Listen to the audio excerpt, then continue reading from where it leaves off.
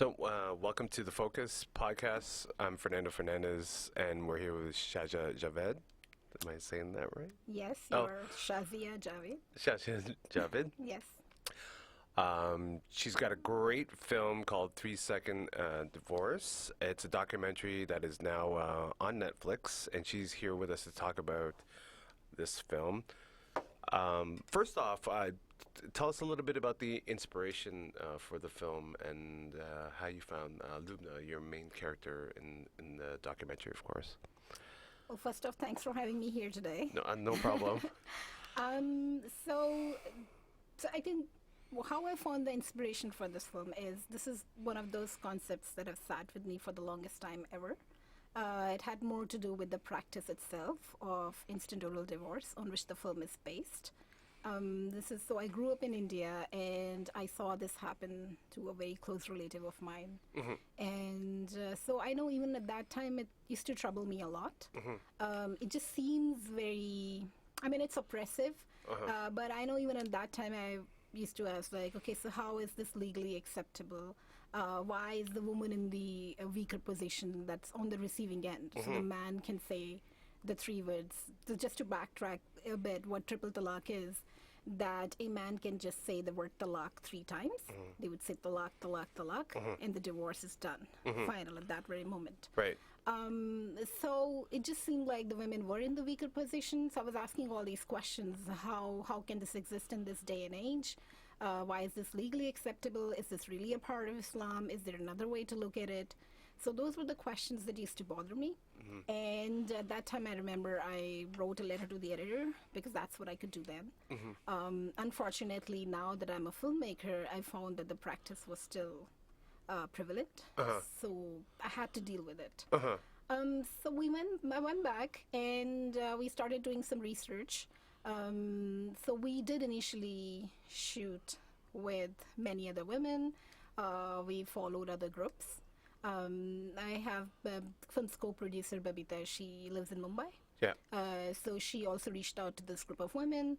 I went there and we shot, and this group introduced us to Lubna. And it just so happened that Lubna is just so real.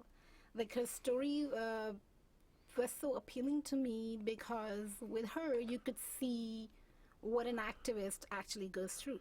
So Absolutely, there are two parallel tracks. So you're seeing this bigger movement, the group of women, but what does that each woman go through who becomes a part of a larger movement, right? It's easy to see it now and say, okay, something like this was banned, a change came about.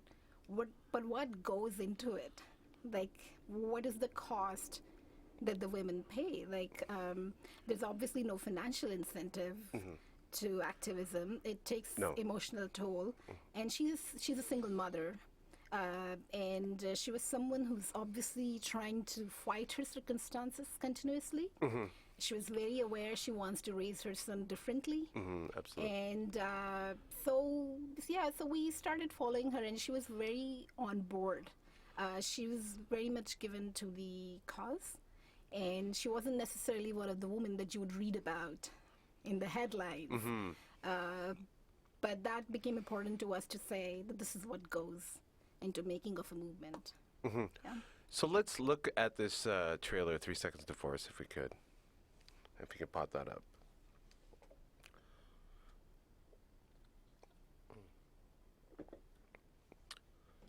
Yeah, it's very...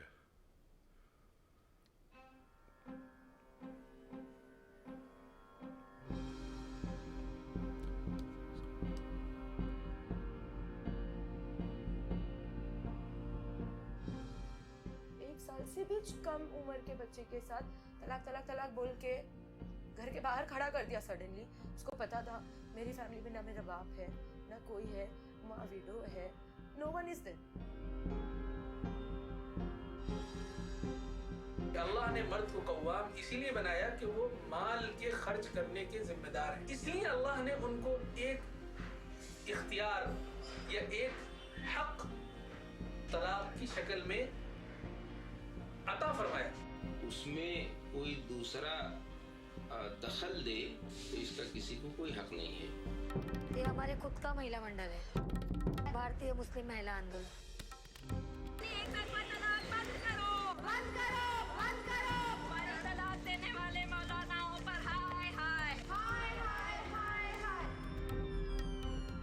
Time has never been right for Muslim women. The religious groups question, why are you talking about this? Look at the communal violence that's happening.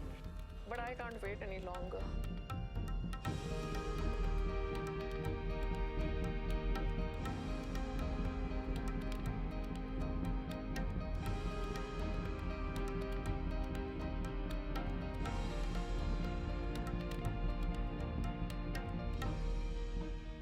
मैं वो बाकी सारी लड़कियों की आवाज बनना चाहती हूँ जो यहाँ तक नहीं पहुँच पाए.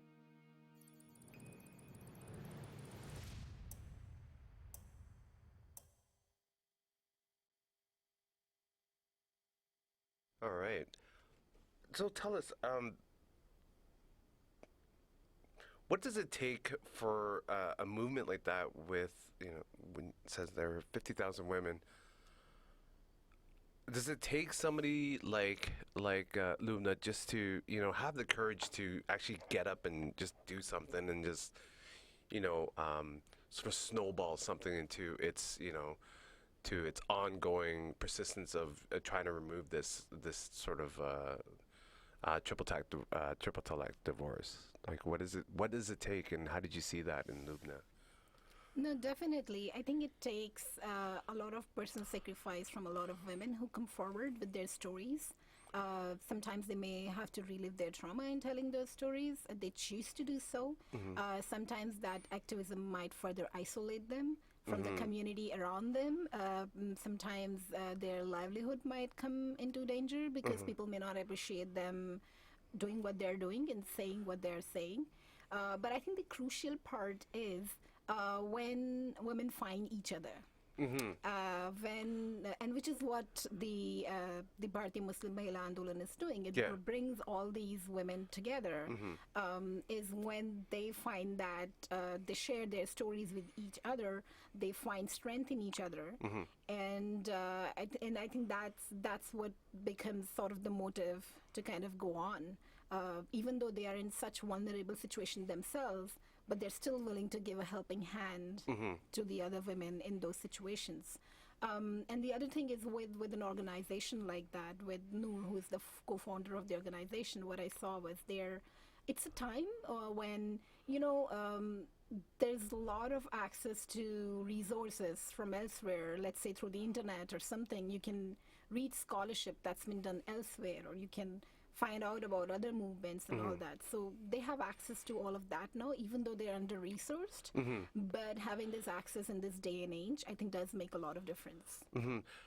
Now, tell us, when men do say these, when they get in, conduct that type of divorce, do a lot of these divorces happen with children involved? Or is it just a lot of... just the man and the woman, or do a lot of these divorces happen with a lot of children? Well, that's hard to say because no one's actually gone out. No one's even bothered to actually go, other than Bama, who's featured in the film, to actually go and do a proper survey. Yeah. Okay, so how much of this is happening? How many people is this impacting? How many women of those who are divorced have children? Because no one thinks it's that important. So it's just something that's been pushed under the rug or invalidated for such a long time that we don't have that kind of data anywhere. But like with Lubna's case, when her husband gave that kind of divorce, she had an infant son, and she had to leave right then and there. Yeah. So that includes, a divorce like that includes the children too that get kicked out as well, right? So if it's an infant son, they wouldn't keep the child. Like the man wouldn't keep an infant son, because he needs so much care and attention, unless he has some other women in the house who are willing to take care. But this is a gray area. The child custody isn't decided upon at that stage. So that's the another issue with this kind of divorces, that there is no time for any kind of arbitration, any kind of reconciliation. Right. Okay, so do you really want divorce? Like there's a man in the film who says he didn't want divorce. He just said those words in anger. Out of emotion, yeah. But now he can't go live back, with his right? wife. Yeah. His divorce done, and he has to go follow the entire process of halala. which is Yeah. another thing. But there's no opportunity here to talk about divide the assets or anything. So it's which is what's wrong with it in the first place. It's not. So I mean, it's okay. Couples divorce, right? Right. Things can Yeah. happen. Yeah. But there has to be a process that has to be followed. Mm-hmm. So there is no clarity on child custody. So those things may come later on. But in that situation, a woman is in such a vulnerable situation. So, I've always thought that a lot of documentary filmmakers they always have good timing in terms of like when they're trying to relay a message in regards to what they're doing. You of course filmed this documentary over a 3-year period. So tell us a little bit about. Did you have great timing, or did you feel that you had to extend your filming, so to speak, to maybe a year or so, a couple more years in regards to what you wanted to do? It just lined up that way. Yeah. We were following this story, and as we were following it, the movement kept growing, and then these people started filing petitions in the court, and we just kept following it. Like there Right. was no time to actually think, are we doing this? Are we not doing this? We Yeah. are doing this. It's Yes. happening, and we are there. I think it just we were just fortunate that way that we were able to capture this transformation in Lubna and follow this movement, actually gaining this victory in the court. What were some of the challenges in regards to doing this documentary? Many. Documentaries, as it is, are challenging to make, especially if you're trying to make them over years following. But with this film too, as someone who's telling a story from my own community, I felt a lot of responsibility in framing it the right way. A lot of times it's easy to go, I mean, I wouldn't say that, but the challenge is in telling stories from communities and the movements that are taking place against oppressive practices, and yet not vilifying their entire faith. Like, Right. just painting everything with a black brochure, going in and saying, hey, I know better than you do. Right. So I knew that I wanted to retain and also to portray Muslim women as women who have agency, who can take leadership of their battles. They might need allies, everyone does, but I wanted to retain that, so that kind of editorial control with the film. And I think so that was one challenge, retaining that. I wasn't able to convince, unfortunately, a lot of the broadcasters at that time, but now it's good. The film is seen worldwide, so that was that way, but it would have been good to have more resources while making the film.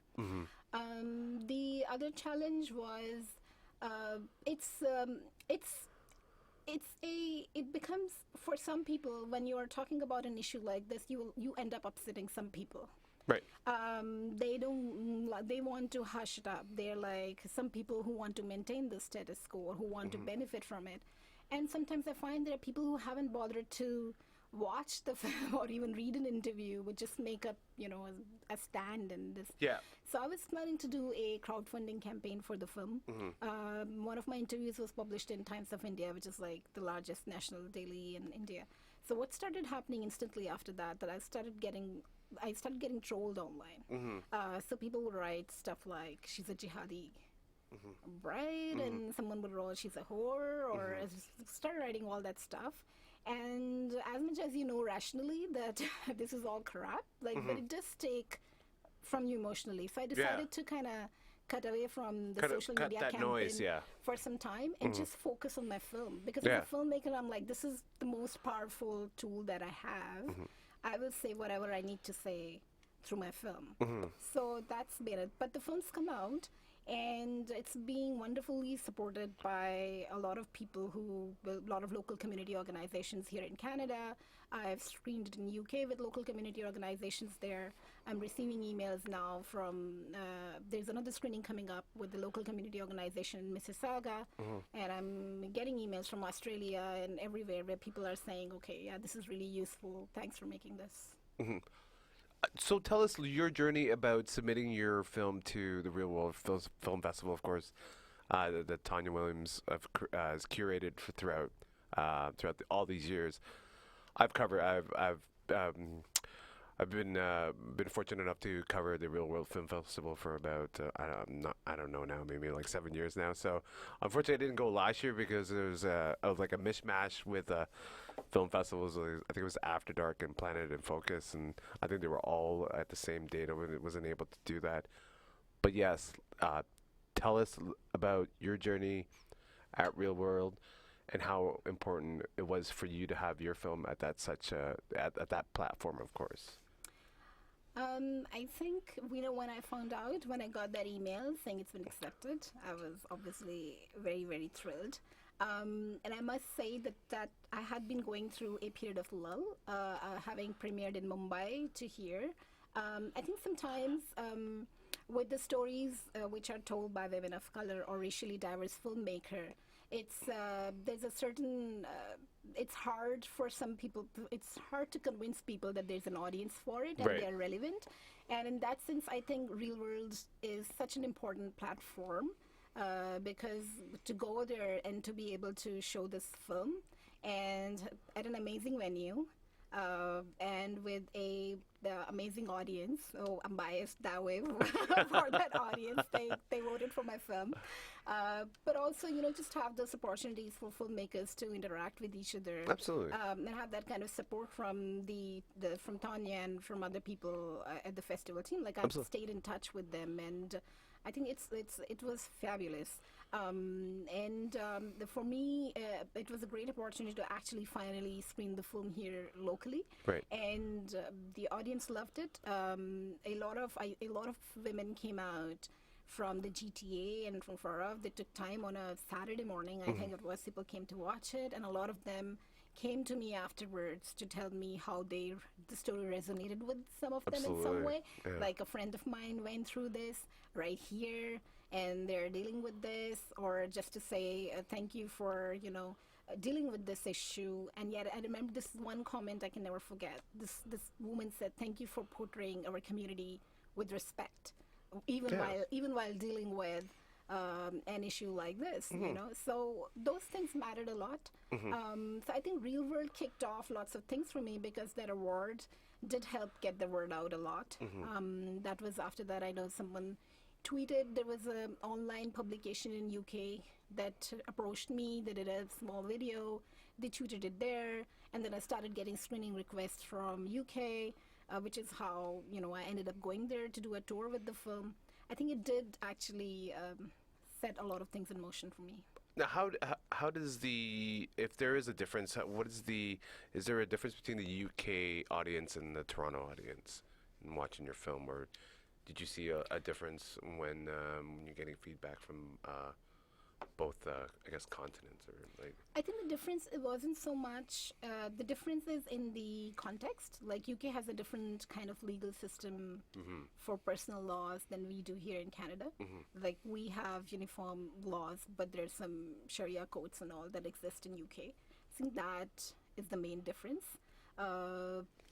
But even then, like over here, because it may not be legally acceptable, because some people believe that it's an integral part of their faith, so they end up practicing it, or there might be other similar practices. So I found that the community partner, that's Canadian Council of Muslim Women, are finding the film very useful, and we had panelists from a legal clinic talking about what women can do in similar situations here, or what are the other similar problems that may come. And with UK too, what they did was they did a panel discussion with a female judge of Sharia court over there, so that was a different context. They followed those laws, and then but this woman says no, this is not valid. So and a lot of women came out, and women and men came out, and I think to get that message across and the film leading up to it, I think that was great. Tell us about your Mumbai screening and a lot of people were cheering for you and getting behind your back, and really standing up for you as well, and cheering.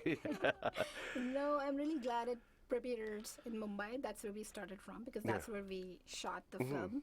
I think that was the best moment, because the last 3 rows were filled with the women activists Right. who are in the film, many of them. Yeah. So it was great because they saw themselves represented on screen, And I think they were thrilled, and they were actually chanting slogans, and at the end of the film, they were and before the film began, they did their whole thing, and there was just so much energy. Because going in, it's the first screening of your film, and I'm going back there, and it's slightly sensitive issue, and I'm like, am I going to be, safe? Is this going to be all fine? Will this all go smoothly? Yeah. And I see 3 rows filled with women activists. Absolutely. It's like, oh yeah, I'm safe here. We're going to get through this. Absolutely. So that was amazing. And they came to me later on, and they were so happy to have seen their journey documented. I think it was such a big validation for them too, because they've been working on it for so many years and through so many challenges. So they were thrilled. What does she actually say about the film Lubna right now? What is her kind of like exact words that she tells you? Lubna says she likes the film, but something she said to me, she was like, I wish nothing of the sort had ever happened to me, and I wish that there was no need for the film. Okay, yeah. I wish we lived in a world where we didn't. Yeah. But she also says, thank you so much for making this and for taking it places that it is going. Yeah. She's like, when you were shooting, I had no idea that actually be on Netflix. So she was telling me, oh, you know what? My boss watched the film and he came to me and he's like, I had no idea you're such an amazing woman and you have all this journey. So I think she's happy that it has the wide reach that it has now, and she, as do I, we hope that it makes a difference. So now that you've finished the film and you've screened it throughout the world, tell us what have you actually learned throughout this journey of filmmaking, and of course for this film, 3 Seconds Divorce. What have I learned? Or what sticks out in your mind? In regards to what sticks out that was worth it. It was all worth it, because I think a lot of documentary filmmakers will tell you that we go through a lot of behind the scene. We go through a lot of self-doubt. Okay. So because you're working endlessly on this, like 5 years of your life, you give to this one film, right? And the only thing that keeps us going most of the time is that issue that we are driven by, the cause that, okay, we want to make a difference. And when I see the film being screened and I get those emails or I get those messages from women or the panels following, I feel like, yes, it was worth it. Right. And I'm glad I did what I did. Nice. So talk about, I know you went to York University for film, as it says there. What is that educational or the curriculum like there in York University, and how you use that for these films that, such as this documentary? Well, actually, this was my second master's degree. My first filmmaking introduction was in Delhi. Nice. And I give a lot of credit to my alma mater there, which is Jamia Millia Islamia, because I think they drill the concepts so neatly into me that no matter how much the technology changes, those concepts, they remain with me. And we've been moving a lot after we moved here, so I went back to York, and it was a great master's program. We had a lovely cohort, especially all amazing filmmakers who are doing their own great things. Some of them you were talking about before the beginning of Yeah. so it was a great experience. I think the best thing that I got of going to York is meeting other colleagues who are making fabulous films on their own. So when you're submitting to certain film festivals, such as the Real World Film Festival, does it like are you sort of like not able to submit your film to TIFF or submit your film to Hot Docs? So like, how does that process work out for those who are not in the know? Because sometimes when you're submitting a film to, let's say, Hot Docs, your film can only stand there. You can't submit anywhere else. So did you have to like sort of like come up with this strategy of like, okay, who should I submit to first, and what platform should I use for 3 Seconds Divorce? I think, yes, as you said, some festivals demand a premiere. My earlier short, Namrata, that's produced by NFP, actually made its Toronto premiere at Hot Docs. It's a big festival with a large audience, and every filmmaker wants to start every film from a TIFF or a Hot Docs. Yeah. But I think the thing to so you do try, let's say you get through or you don't get through. They want a premiere, you may want to hold on, but let's say you get news from Mumbai that they have selected, and that's where, you started your journey from. You're like, Right. maybe you're not waiting anymore, and maybe you're like, okay, this is what I'm going to go ahead with. Just screen your film there. And I think going back to that, what I also realized is these smaller spaces. I don't know if smaller is the right word, but niche spaces that we have, like Real World Film Festivals, sometimes might help us in a greater way.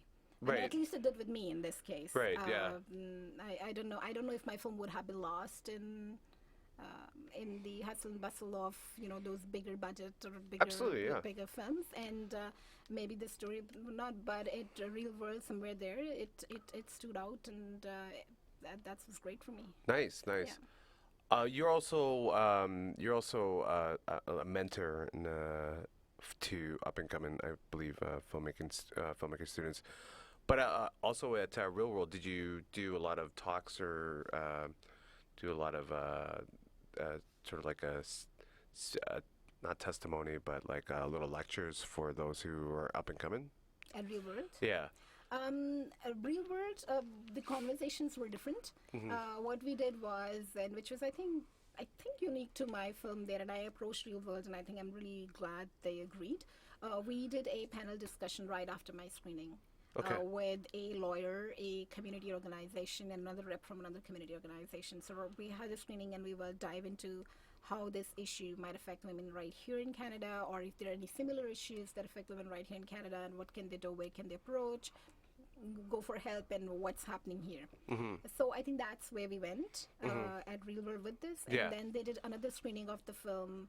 They reprogrammed my film at Asian Heritage Month, and we did a similar panel. Nice. So which was great. But I've been teaching filmmaking in community settings. I've taught various workshops to younger people, and right now I'm teaching an awesome workshop to women of color. Nice. And immigrant women who, and it's just so rewarding to help them tell their own story. Like I encourage them, and I brainstorm with them, what is it that's driving them, what is the story that they want to tell, and then give them the tools to be able to tell those stories. Yes. And then to see them actually finish those projects and how validating it is for them. I think that's a great process, and I just love it. What are some of the primary advice that you usually give to the up and coming filmmakers? I give them that, and just do it. Just take that leap. Just take that leap and silence all those voices. Sometimes they come from outside, like The self-doubt, yeah. Sometimes it's from your own self, the self-doubt. Okay, am I good at this? Am I doing this? Is it worth it? But then there are also these other voices. Oh, you want to make films? Are you sure? Like, it's also for people. It's like, really? Like, would you rather not be a doctor or a lawyer or some other sort? So the thing is, if this is your calling, then this is your calling, right? And I do also let them know that this is hard. It's not easy, but it gets done. Like if you're persistent, and it does. Where do you take this film from here? So I know you've screened, like I said, but where do you take it from here? And do you try to make it like to become part of an education curriculum, or do you make it part of a cultural curriculum and such, or? So yes, I've got some screenings coming up in universities. Nice. Again, followed up with panels. So we'll be doing a few of those in fall. So in educational settings, and we did 3 screenings in the UK. 2 of those were in universities. So there's that. There are also community discussions. There's another one happening in Mississauga. We'll be screening at a local community center, and there will be myself. Where's that? Sorry. So it's at Erin Meadows Community Center. Nice, okay. But if you go on the film's social media, 3 Seconds Divorce on Facebook or Twitter, there's more information there. So that's happening. I'm on the panel, and then there's a lawyer, a faith leader, and a member of another community organization on board. So I think both things are happening parallelly. Plus there's Netflix. Yeah. which I'm extremely thrilled about because it means that the film's being now seen worldwide. It's accessible to a large number of audience, and that's what you want as a filmmaker who's taken up a cause. And if you want to show why this is important, to get rid of these kind of oppressive practices and what's the impact on the women, and how women are taking lead in as change makers, to now have that finally seen the worldwide. Like I receive email from Singapore or somewhere. I'm like, okay, someone there watched my film. And it resonated with them. Like someone wrote to me, they said, I knew this happens, but I thought it's just a hype, but watching your film made me realize that it actually makes a great impact on women. Like it affects their lives. Yeah. I was like, okay, so the film made you realize that, because otherwise people don't want to talk about this. They're like, oh, you're just making a big deal about something that doesn't really matter. So when she sent that to me, I was like, okay, it's great. And then personally too, I think it's just as a filmmaker who's been going at this film for so long, it's really gratifying to have all these screenings going on parallelly. Nice. Yeah. So those little, the panel discussions after your film, what are some of the topics that they talk about? Like, because you have a faith leader, as you say, and a lawyer, as you say. Yeah. Do a lot of women just come up or raise their hand and say, well, this is happening to me. I need legal help, and is that why a lawyer is there? Yeah. So what happens is a lot of time women do come up and say it's happening to my friend. Okay, yeah. Or they might send me a private message on Facebook saying that, okay, I'm going through this.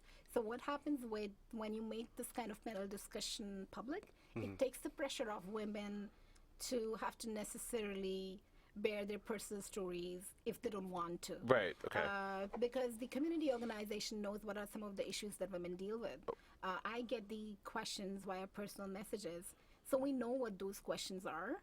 So we kind of include those in the panel discussion, and then that kind of helps the women to open up more. Okay, and then the questions start coming in like that. Yeah. So what are some of the advice that you would give to someone who is or a woman, whether it be here in Toronto or whether it be in India? What if that woman is seeking help? What would you say to them in regards to that? After going through a 3-second divorce. Well, I just tell them that I know it may seem hard initially, but there is support available out there. There are organizations that are working in this field, like there's this in India, like there's Bharati Muslim Mahila Andolan is one of the organizations that we featured in the film. Over here, Canadian Council of Muslim Women is doing a project on legal rights of Muslim women. Right. So there are these places that you can go to, and then as we bring lawyers onto the panels and stuff, that there's legal advice available. Like it may work differently in India and may work differently here, so which is why we like to bring them so women know what's their legal recourse if something like that happens. Yeah. So as a final question, how does it feel? I know when you started to make this film, you probably didn't think it would be on Netflix, but how does it feel to be on Netflix? It feels great. How does it feel to be, represented in your community, of course, and such? I think that's great too. I think it's need of the hour. We are talking about it. We are talking about being able to take creative control of our stories that are about us, tell them from a very grassroots perspective, and I think that's great. I think that's the best thing about it, is that for me it was a big thing to be able to tell the story the way I told it, and to know that there is an audience for it in that way. Like I don't have to change anything about my filmmaking or about my perspective for this to have an audience or for this to be appreciated. So our stories have an audience just the way we want to tell them. And I think that's a wonderful feeling. That is a great feeling. Have creative control, of course. So can you plug your 3 Seconds Divorce, where we would be able to find you, and where would we be able to maybe see some screenings, of course? So you can, of course, go to Netflix to watch it. Upcoming screening in Mississauga.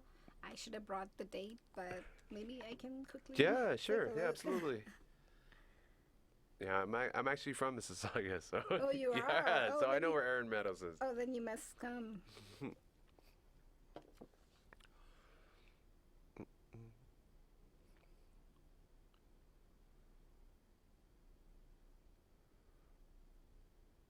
So yeah, Erin Meadows would be in Erin Mills, like. Yes. Yeah.